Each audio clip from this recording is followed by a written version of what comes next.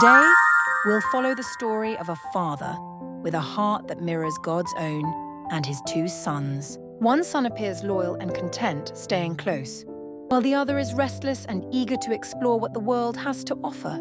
Let's explore what lessons we can learn from this family's actions.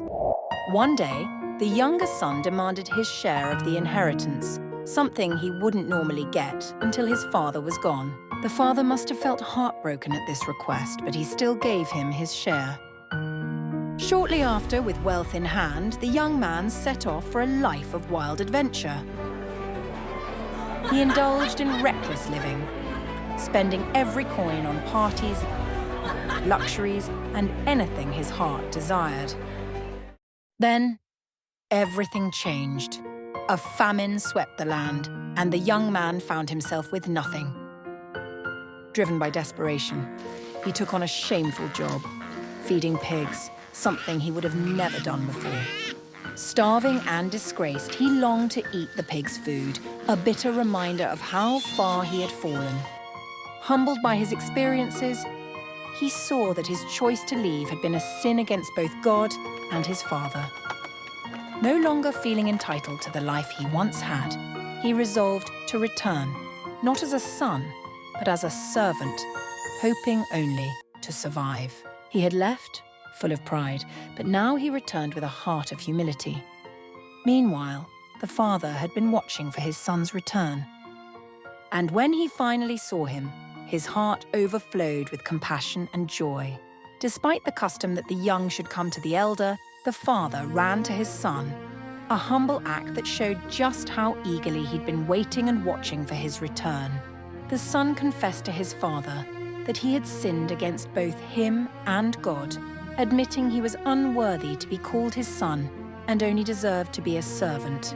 But the father said to his servants, "Bring quickly the best robe and put it on him, and put a ring on his hand and shoes on his feet. And bring the fattened calf and kill it, and let us eat and celebrate.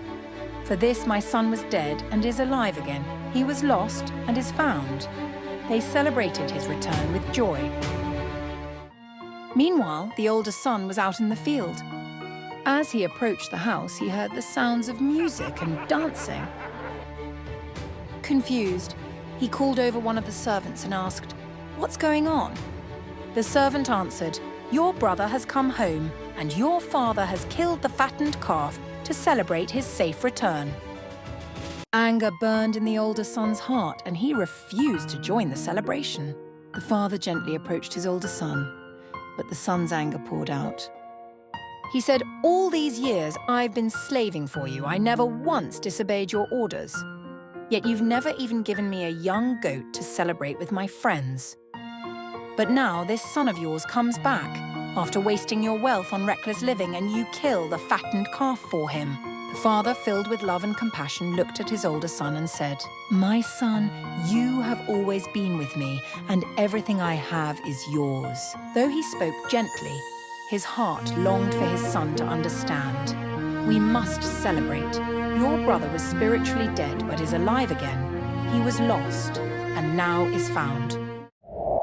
Like the younger son, many of us have sought things from God, chasing after our own desires, without realizing how it pains him when those pursuits pull us away from his heart.